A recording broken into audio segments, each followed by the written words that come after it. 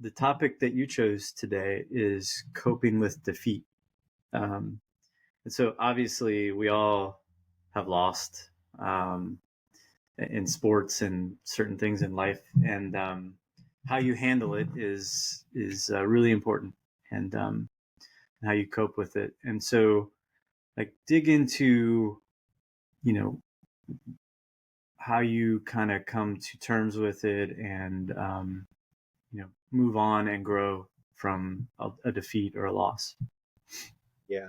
So there are kind of two things that I really want to focus on in this conversation about coping with defeat. And the first is the groundwork that you can do before you encounter the defeat that will allow you to work through that defeat. And, we'll use the word defeat, setback, failure, loss, all interchangeably.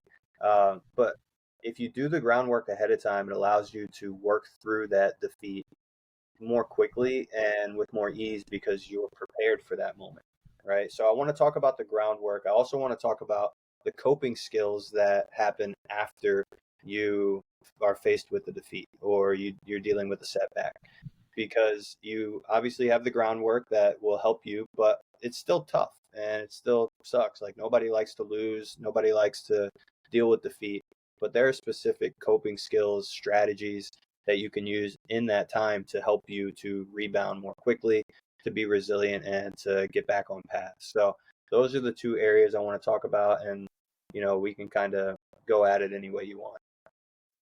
Yeah. So we have a common friend. That's how we met. And obviously, you're working towards an event right now. And so I imagine over the time that you've worked with him, there's been some groundwork, because the business he's in, you got kind of a 50-50 shot, right? I mean, the odds are probably different than that, but any given day kind of thing. So how are you preparing athletes that you work with for, the inevitable? It's very rare that someone goes through something undefeated. And then, they still have to deal with setbacks in their training and all Yes. that good stuff. So, what's kind of the groundwork that you call it, but what are the steps to get to a spot where you're able to deal effectively with losses, setbacks, etc.? Yes. So with that groundwork, we could talk about three different things today. And the first one that you mentioned is the inevitable, right? And that's so important to understand and to accept as an athlete, is that losing, failing, adversity, setbacks, all of these things are inevitable. And that's okay. Like Mm-hmm. that understanding and coming to that realization is stuff that most athletes will push away as hard as possible. They want to fall under this illusion that they have control over the outcome, and that if they do everything right, then they will be able to avoid defeat. But there is no guaranteed way to avoid it, right? It's inevitable. It's going to happen. And that's okay. That's part of the journey. As an athlete, that's what you're signing up for. So instead of hoping for and like hanging on to this idea that, oh, I'm never going to lose and I'm going to have this perfect season and perfect career, let go of that and just understand and accept that you are going to lose, and that's okay. That doesn't mean that you're a failure. It just means that you weren't the winner on that night. That's fine. And so that is something that's really important. And you just look at all the athletes that we look up to in history, the greatest of all times, the Tom Brady's and the Michael Jordans. These guys have lost so many times that we don't look at them any differently. They've all dealt with defeat and they've all dealt with setbacks and failures, and that's okay. It's part of the process. It's part of sports, right? So that's the first thing, is understanding this inevitability and accepting it, that this is going to happen. That doesn't mean you want it to happen, but you need to accept and understand that it is a possibility, right? Number two, I would say, is adopting a growth mindset. Mm-hmm. And when you adopt a growth mindset, you can understand that failure is not something that holds you back or sets you back. Failure can actually be a step toward growth. It could be a step toward understanding. It could be a step toward developing a certain technique. A lot of times when you go out there and you lose a game or you lose a match or you lose a race, you lost for some specific reason. Whether that reason is technical, physical, or mental, there's normally some issue that you had that caused you to lose. Now, going through that process, maybe you had a light get shined on that issue and now you have identified it and you can go through the process of working through that issue and developing in that area. And now when you go compete the next time, you are better than you were before.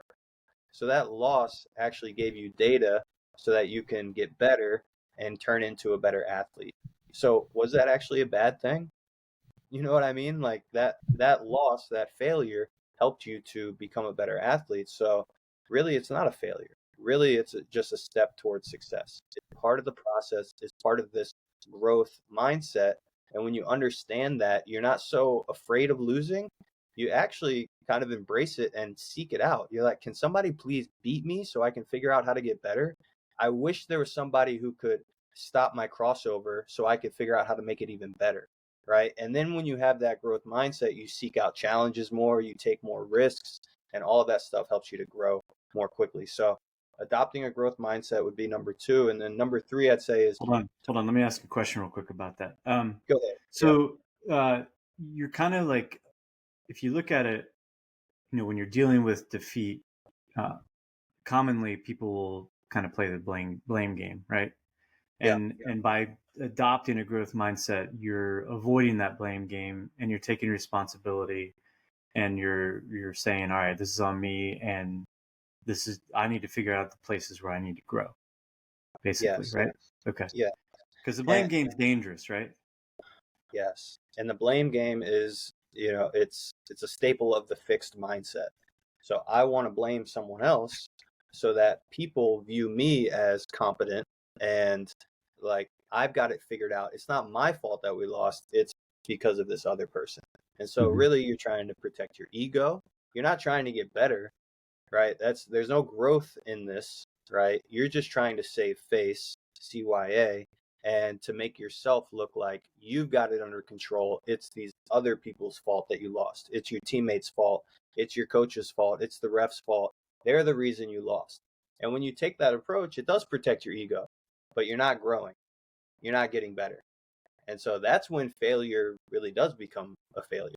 It really does become a setback because you're not growing from it. But when you do take responsibility and you say, no, I messed up these things. I didn't prepare properly. I didn't sleep the way I was supposed to the night before. I didn't eat the way I was supposed to, during my prep. I didn't train the way I was supposed to. I didn't work hard enough. I didn't check all the boxes.